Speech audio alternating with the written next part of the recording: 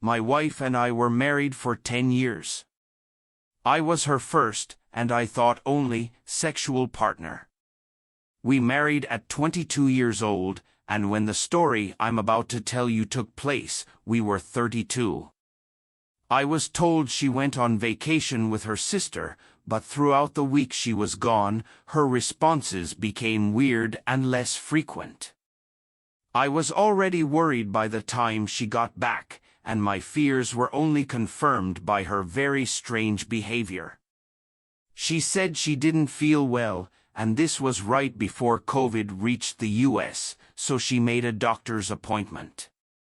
After that one, she went to a second one but wouldn't tell me what was going on.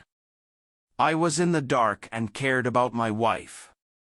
I wanted answers, so I decided to search her car for appointment summaries or anything that might give me some clues.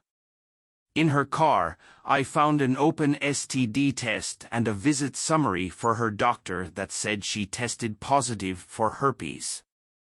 I started shaking and didn't want to believe it. I sat in her car for a while, staring at the trees around me. I obviously couldn't sleep with my wife again. Then I got scared. I already had it. I went to stay with my mom for a few days while I waited for my own test results. My wife barely noticed my absence because she was dealing with her own problems.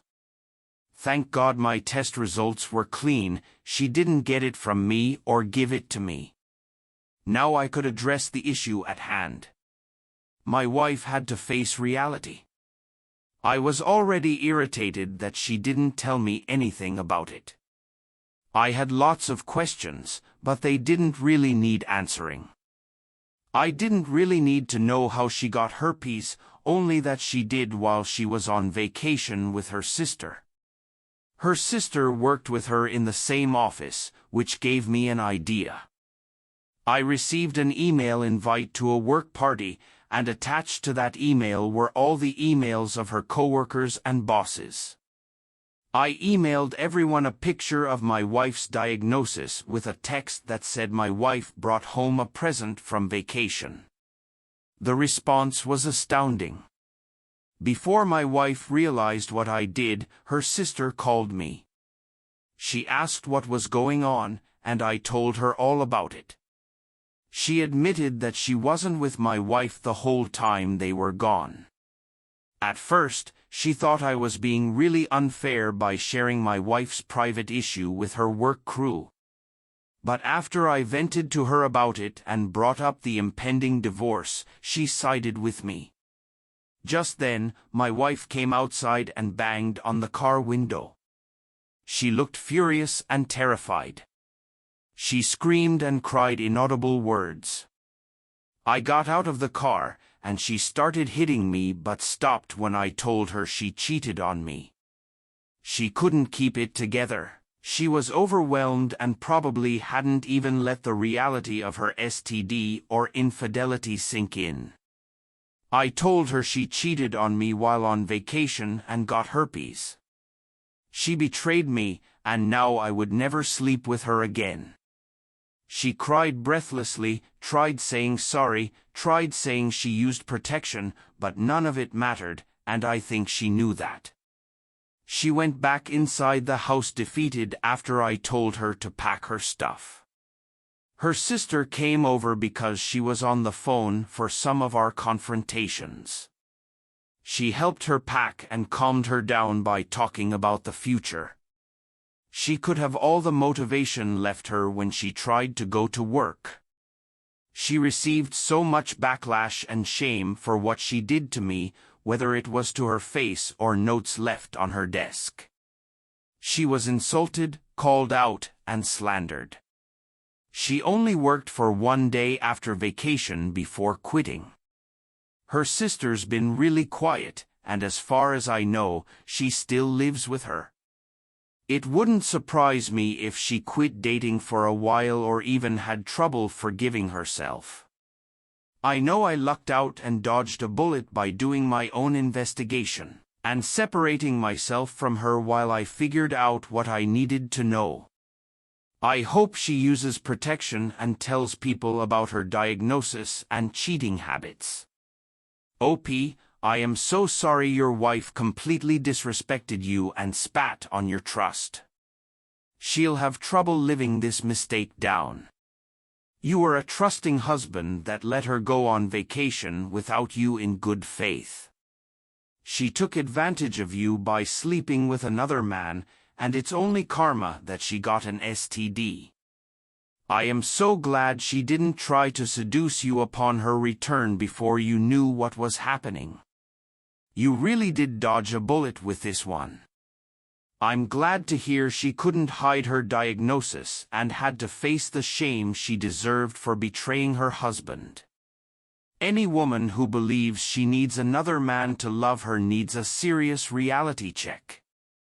Love is designed to be true between two people that openly communicate and choose to love the other no matter what, quite the opposite of taking advantage of the trust your spouse gives you. I wish you the best of luck. You absolutely did the right thing and acted on your wisdom to figure out what was going on. Thank you for sharing your story. Now let's get into today's second story. Last Valentine's Day with my wife, 33, was the end of our 7-year marriage. She was supposed to get off work at 5, but at 4:50, she texted me to say her aunt has a date for Valentine's, and since she has trouble finding dates, she felt obligated to babysit her kids for her. I said that was fine, and I could meet her there. She told me that wouldn't be necessary. Her aunt was weird about having men at her house because her children were in recovery from their abusive father, who had been out of the picture for some time now. This conversation really bummed me out, but I figured if my wife could be so self-sacrificing on this romantic day, then I could too for an hour. I believed my wife's story, but then she posted a status update that gave her location. She fought ahead and made it so neither I nor our mutual friends could see her post, but she forgot about one person, her 15-year-old cousin, the girl she was supposed to be babysitting.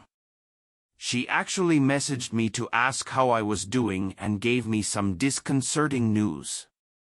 She showed me the screenshot of my wife's status and location, which said she was having a wonderful Valentine's Day at an upscale restaurant.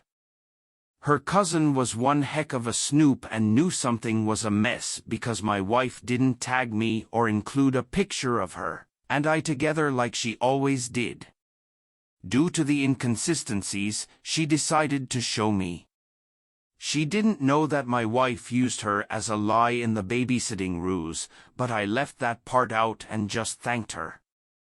I checked the family locator app, which we both never fought about since we were always together, and my wife's cell phone was no longer at the restaurant, she was in a neighborhood.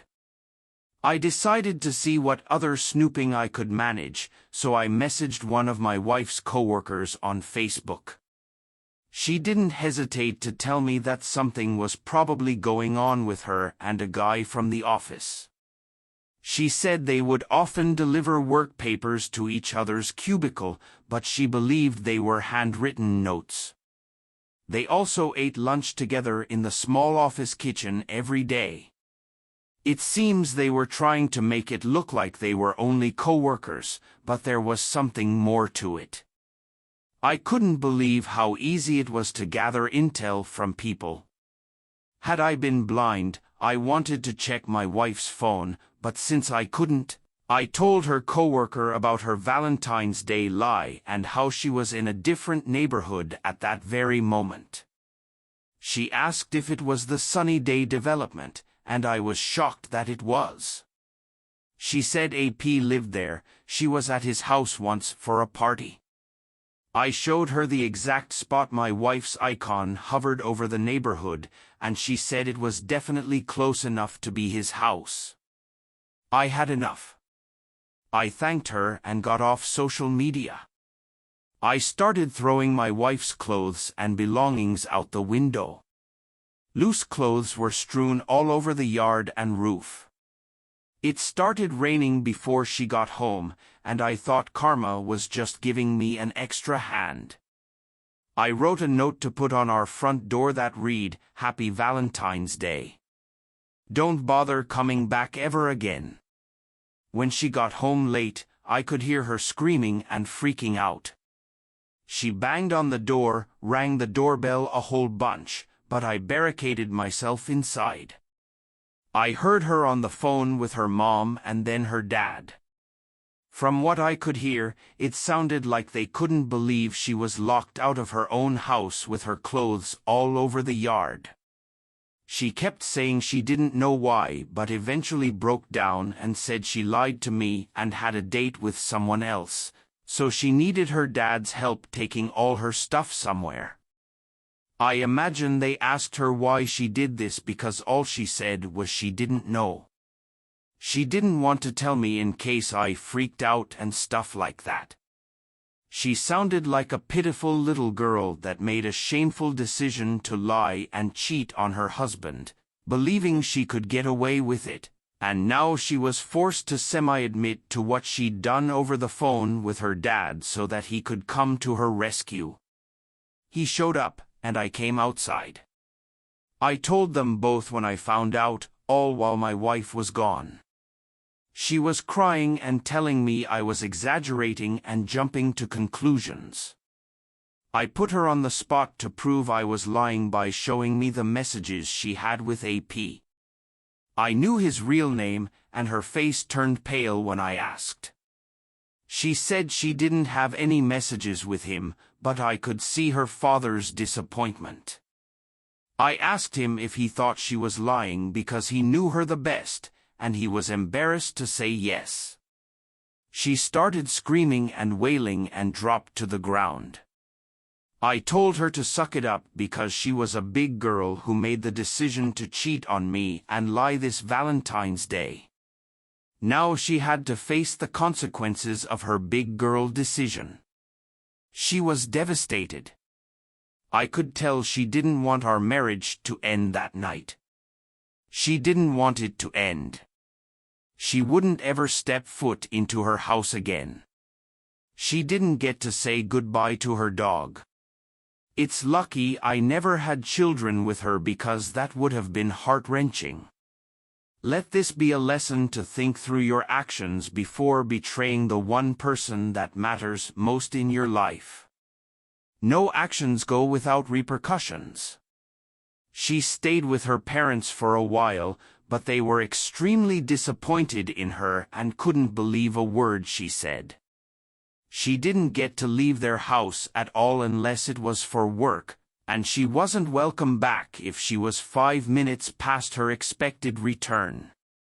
OP, I am so sorry your wife betrayed you on Valentine's Day. Of course, it's just the same as any other day, but since it's become notorious for true love, it adds insult to injury. I'm so glad you did some sleuthing to figure out what was going on. I'm glad the girl she used as part of her lie stepped forward without even knowing your wife brought her into it. Your ex turned a kind gesture into a lie. You couldn't believe no one can maintain a relationship with that kind of dishonesty. Can you even imagine how hard it would be to have a healthy relationship with her after this? Your ex needs to mature a little and learn how important it is to remain loyal and honest in her relationships. Without that, she doesn't deserve the benefits of a romantic partnership. As hard as it was, you took the right steps to distance yourself from this girl. I wish you the best of luck.